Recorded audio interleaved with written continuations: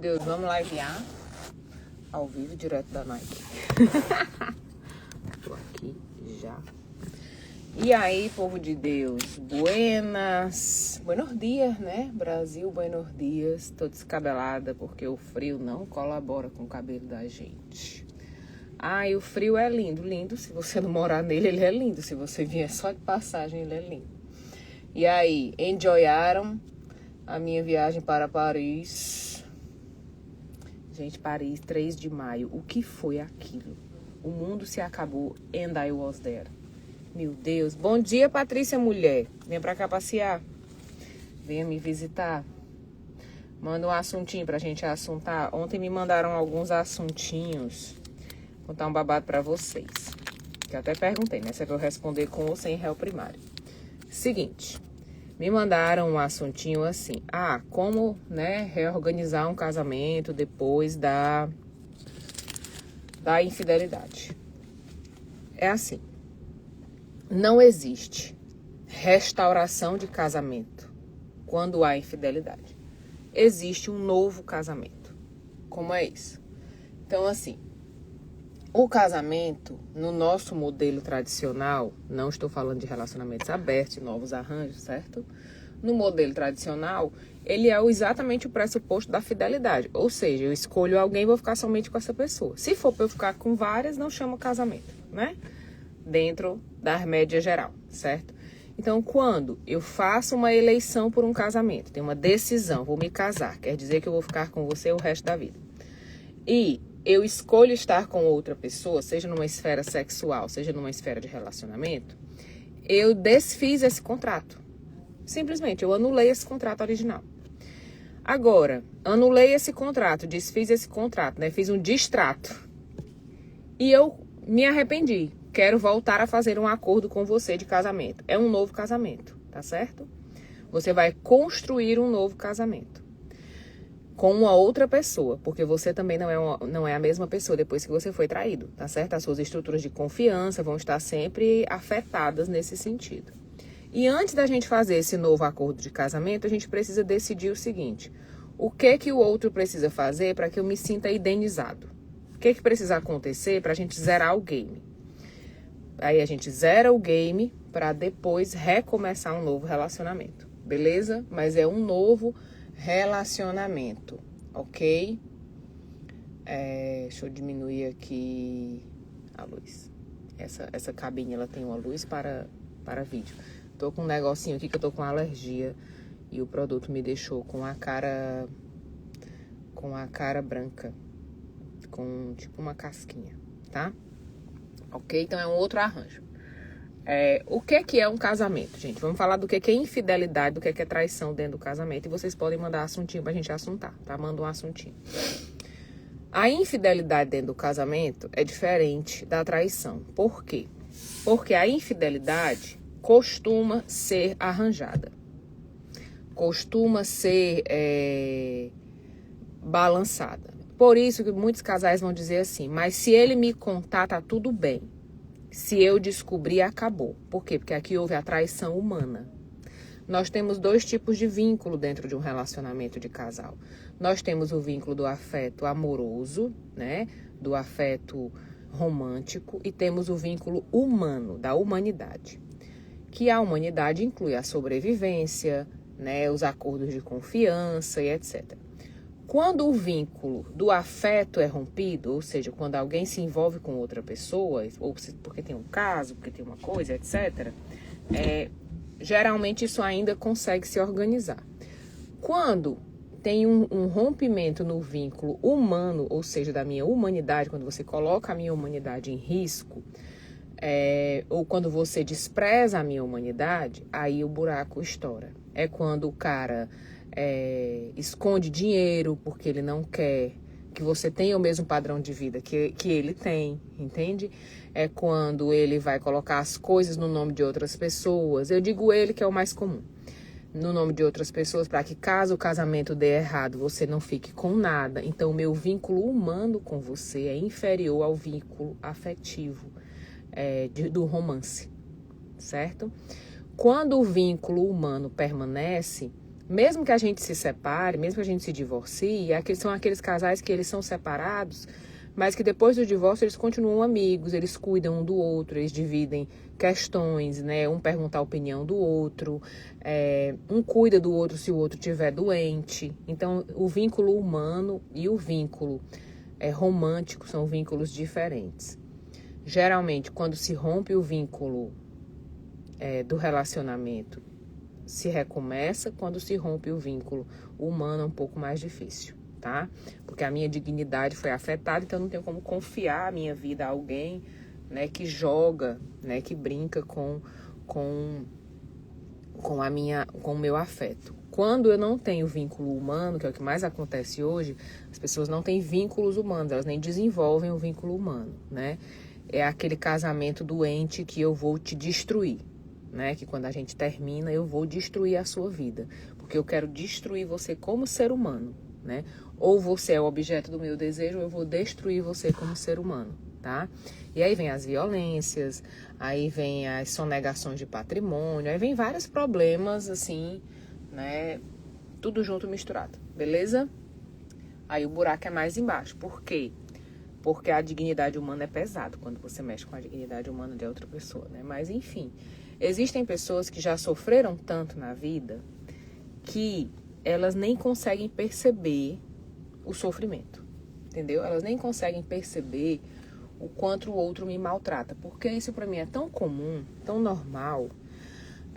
Eu cresci vendo isso dessa maneira que eu não conheço outra realidade, eu não sei amar, eu não sei ser amado, eu não sei ser cuidado. Eu só sei discutir, eu só sei ameaçar. A minha linguagem no dia a dia é de ameaça,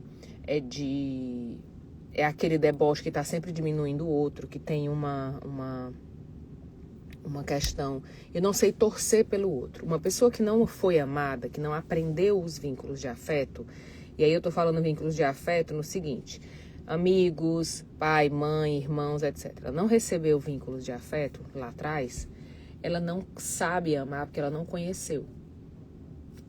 Então, ela machuca sem saber que tá machucando, porque para ela não é machucar, é normal, é assim.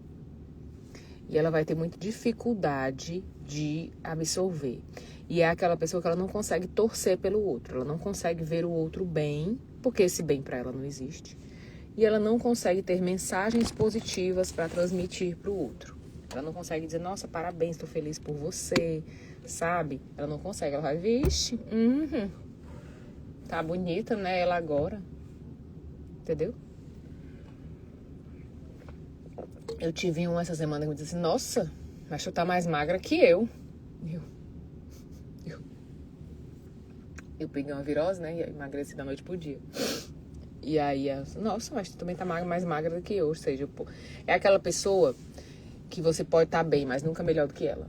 Entendeu? Ela é uma pessoa ruim, ela é uma pessoa narcísica? Não, ela é uma pessoa que não conhece esse afeto onde o outro importa. O único afeto que eu conheço é onde eu importo, porque a minha sobrevivência está o tempo todo ameaçada. Mandei um assuntinho pra gente assuntar.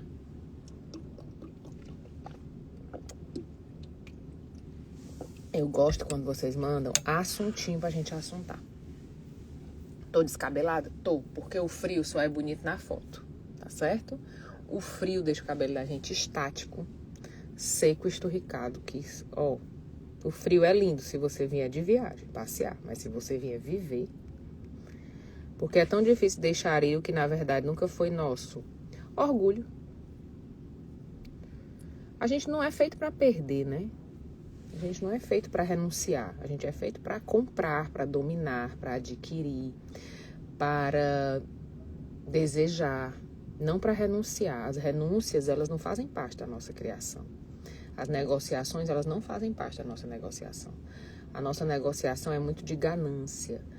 Então, a renúncia é um sentimento que eu vou treinar, que eu vou precisar aprender. E a rejeição dói muito. Quando o outro quer ir, eu fico me perguntando o que é que eu não fui suficiente para ele querer ficar. E eu fico jogando em mim essa responsabilidade, né? E eu fico nesse jogo, sabe? E aí dói.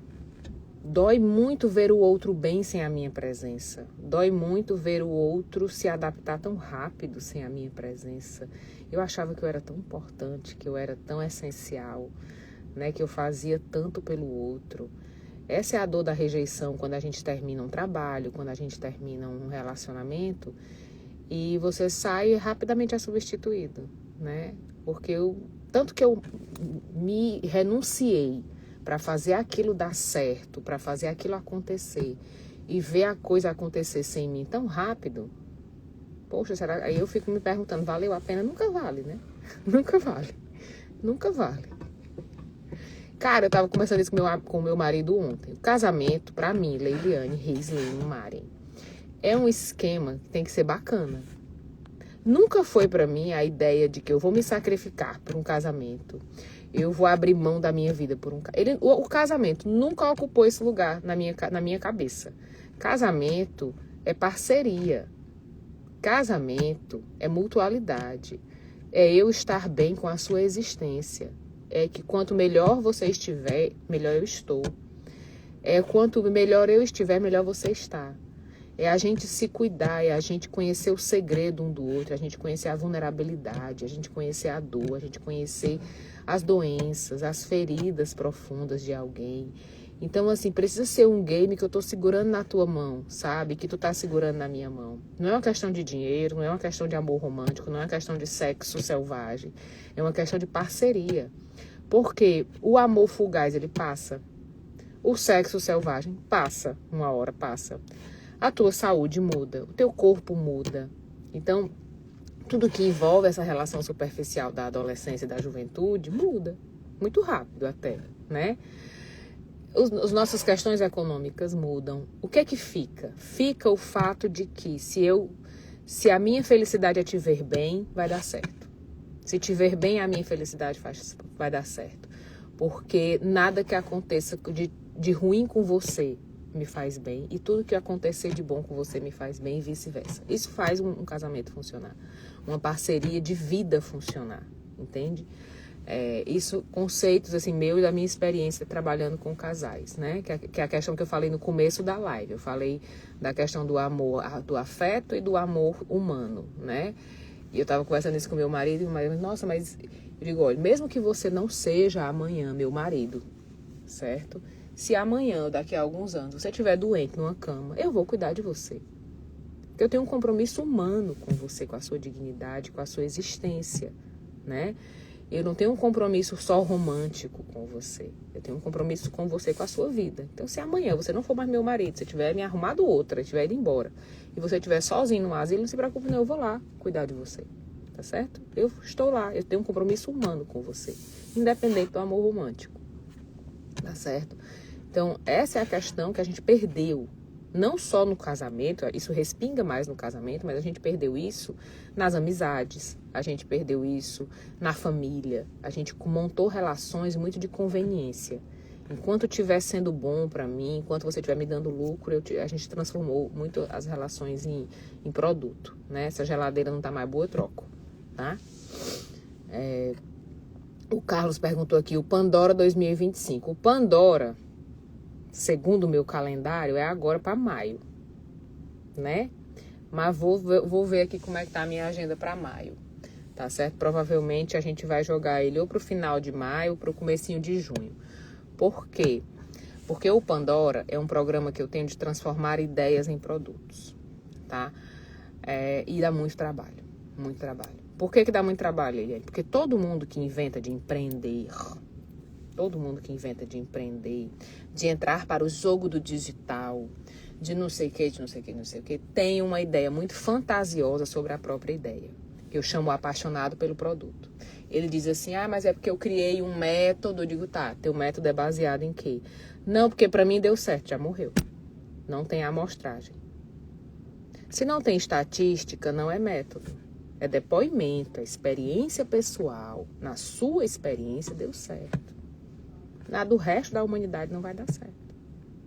Porque eu não tenho amostragem. Que é amostragem? Pesquisa. Para uma coisa dar certo, eu preciso colocar 50 pessoas para experimentarem, pelo menos 35 dá certo. Aí eu tenho uma amostragem acima de 50% de êxito. Não tenho isso, é só uma ideia. Outra ideia que as pessoas têm é quando as pessoas vêm eu já vi isso até em produto físico. Produto físico, a pessoa diz assim, imagina não sei o que, não sei o que. Quando ela me diz imagina, eu já tenho boto um ovo. Por quê? Porque se você está jogando para mim a responsabilidade de desenhar na minha cabeça a imagem do seu produto, entender o seu produto, ele não é um produto, ele é uma ideia. Ou seja, eu tenho que te convencer da minha ideia, tá? E é muito sofrido quando eu montei o meu produto e eu acho que inventei a roda, acho que eu vou mudar o mundo com essa história desse meu produto, e alguém me diz assim, o que você tem não é um produto, é uma ideia. É um luto desgraçado. E até eu conseguir converter essa ideia num produto, demora. E muitas vezes, uma ideia dá 5 produtos. E muitas vezes, 5 ideias não dão nenhum produto. É só fantasia. Então, para você vir fazer o Pandora comigo, você precisa ter estômago. Ter estômago para lidar com essas frustrações e com a ideia de que negócio é dinheiro. Negócio não é propósito. Propósito vem depois que as contas estão pagas. Não dá para você montar um negócio, você iniciar uma coisa do zero, querendo mudar o mundo, uma constelação por vez, querendo mudar o mundo, um calendário por vez, porque você desenvolveu um método de não sei o que, não dá. Se a sua ideia for mudar o mundo, não vai rodar. Para a gente mudar o mundo precisa ter dinheiro. Tá? O mundo é capital. Por exemplo, os meninos do Coldplay, eu amo Coldplay, eles têm muito essa pegada, né, de ajudar o mundo. E aí eles pegaram o dinheiro da turnê e compraram 2 barcos daqueles que tiram plástico do oceano, né? Tira o plástico do oceano, fabrica outras coisas e o disco deles é de plástico, desse plástico reciclado. Só que como é que funcionou o negócio? Primeiro ele foi fazer o show para arrecadar o dinheiro para comprar o barco. É assim. Para você gerar impacto no mundo, para você gerar impacto na vida das pessoas, você primeiro precisa pensar no negócio como capital, para depois pensar nele como propósito, tá certo? Isso precisa primeiro dar dinheiro para que você possa se dedicar ao seu propósito. Quando está invertido, eu estou muito na fantasia. É muita fantasia envolvida. Então, assim, o Pandora é um programa que eu fiz em 2020, fiz em 2024. Aí eu disse que ia fazer em 2025, estou vendo. Porque muito pouca gente está preparada para lidar. Hoje eu recebi uma mensagem da menina que falou, nossa, Leiliane, eu abri um MEI em 2023, 2022, eu acho. E agora eu descobri que eu tenho um monte de imposto para pagar, porque eu nunca cuidei disso. Eu digo, exatamente. Porque um negócio, gente, ele é um bebê. Um bebê, quando nasce, ele precisa que outras pessoas cuidem dele, certo? Quando eu abro um negócio hoje, eu vou, né, trabalhar no digital, etc. E eu quero que aquilo me sustente, que aquilo cuide de mim, cuide da minha família, eu inverti os papéis. Um bebê, ele precisa ir crescendo e criando autonomia. Então, um negócio, ele é um bebê. Ele precisa ser alimentado como bebê, depois alimentado como um bebezinho maior. Depois ele vai aprender a falar, ele vai dar sinais do que ele precisa. Depois ele vai aprender a caminhar, até que ele possa caminhar sozinho, tá certo? Então, eu preciso cuidar dele, eu preciso ter essa consciência de que eu vou montar algo, que eu vou cuidar disso, até isso, ter autonomia, andar com as próprias pernas. E aí sim, ele vai poder, né, me suprir. Só que as pessoas têm uma ideia de que eu vou montar um negócio hoje e eu vou viver dele amanhã. Ele vai me sustentar. Não existe, isso é fantasia. E principalmente o pessoal da transição de carreira, que acha que vai sair daqui para cá, eu ganho. Eu vi muito isso no pessoal do direito, quando começou a febre do direito sistêmico no Brasil. O pessoal fechou os escritórios de advocacia e foi tudo virar terapeuta. Gente, vocês têm ideia de quantas terapias eu preciso fazer por dia para ganhar o que eu ganho num processo? Ai, Leiliane, mas a minha satisfação pessoal, o meu propósito, nossa, isso aqui, a minha vida eu faria até de graça. Você não paga, meu amor, a conta de luz com propósito, tá certo? Então, primeiro você tem que garantir as coisas, aí depois fica assim, nossa, eu tentei, mas é frustrante, as pessoas não valorizam, as pessoas pedem desconto no meu produto, as pessoas acham terapia caro e etc, etc, etc. Por quê? Porque você não deu tempo daquele produto, daquela experiência amadurecer. Você queria que ela te desse em 6 meses o que a tua carreira demorou 20 anos para te dar. Não é possível. Essa conta não fecha. Essa matemática não fecha, tá? Vou dar um exemplo aqui, ó. O Carlos que me perguntou sobre o Pandora, vocês podem mandar assuntinho, tá? Manda aí um assuntinho, tem mais 7 minutos de live. Aí, o que acontece? O Carlos veio para uma aula minha e ele tinha um problema exatamente como esse. Que ele dava dicas, orientações, né? Ajudava as pessoas no processo. E na hora de pagar, do meio pro fim, ela escolhia outra pessoa para pagar. E aí, quem nunca, né? Quem nunca deu todas as orientações para um cliente, ele contratou outro advogado, ele contratou outro dentista, ele contratou outro terapeuta. Por quê? Porque a entrada da relação, foi a entrada do ajudador. E a ajuda é uma coisa gratuita. Ajudar é uma coisa que para nós é caridade, é afeto. A ajuda, ela é gratuita. Então, quando eu entro numa relação no lugar de ajudador, para eu migrar para o lugar de pessoa que cobra por um serviço, é uma transição dificílima de acontecer. Pode acontecer, mas é muito difícil conseguir dar certo. Por quê? Porque essa pessoa, quando eu passo a cobrar, ela se acha traída. Ele me traiu, ele me enganou até aqui, ele disse que ia me ajudar. Então, quando eu entro como ajudador numa relação e depois eu começo a cobrar como profissional, o outro tem raiva de mim. O outro se sente abandonado por mim, me vê como um capitalista, me vê como uma pessoa mesquinha, sabe? Várias coisas acontecem aqui nesse trâmite. Então, definir as relações de negócio é muito importante. O que acontece com as pessoas que têm um propósito? Elas ficam dando desconto, elas ficam fazendo de graça, para poder o outro entender o produto dela, para o outro ver como maravilhoso é o produto dela e finalmente valorizar o produto dela. Não vai acontecer. Não vai acontecer. Quando você entrega de graça ou quando você faz desconto, você está cavando um buraco para você cair dentro. Só isso. Só. Não vai acontecer. Por que ele não vai acontecer? Porque você está vendendo para a pessoa errada. A pessoa que você precisa convencer, a pessoa que você precisa dar desconto não é o seu cliente. Mande ela embora. Se ela quiser pagar o dobro, você manda embora. Porque a pessoa que não identificou valor no que você faz, ela não vai identificar depois. Pelo contrário, se você cobra 1.000 e ela acha que vale 100, ela só vai viver lá para lhe provar que valia 100, que não valia 1.000. Pronto. Nessa situação, a pessoa está convertendo para outro profissional, então é necessário ajustar a comunicação e a intenção? Sim. Sim. Sim. Todo mundo tem essa fase, tá certo? Todos nós temos essa fase, do ajudador, do dar dica, do não sei o quê, para aprender a manha do negócio. E cada negócio tem uma manha para poder rodar, beleza? Faz parte do processo, é uma adaptação. Por quê? Porque eu não fui treinado para fazer negócio. Eu não fui treinado. Você foi treinado para fazer negócio na escola? Não. Eu fiz administração de empresa, não fui. Entendeu? Leiliane, tu fez quantas faculdades? Não faça mais essa pergunta, tá certo? Tenho todas as provas, mas fiz várias. Eu era jovem, 18 anos, 18 years. Eu fiz, nessa época, eu fiz administração, fiz comunicação e fiz direito. Direito eu larguei. Deu 1 ano eu larguei. Só terminei comunicação nessa época, as outras eu larguei. Aí, deixa eu dizer, a gente não é treinado. Então, o Rubens falou assim, ó, nessa situação a pessoa está convertendo para outro profissional. Por exemplo, meu marido é professor de idiomas. Aí eu digo a ele, ó, cuidado. Professor ama dar dica. Aí dá uma dica de livro. Aí o livro custa R$200. Era para tu ter... Ao invés dele te contratar para mais 2 aulas, ele não vai te contratar porque ele gastou R$200 com o livro. Então, o dinheiro que tu ia receber, tu passou para outra pessoa. Tu passou pro autor do livro que não te pagou nada de comissão, tá certo?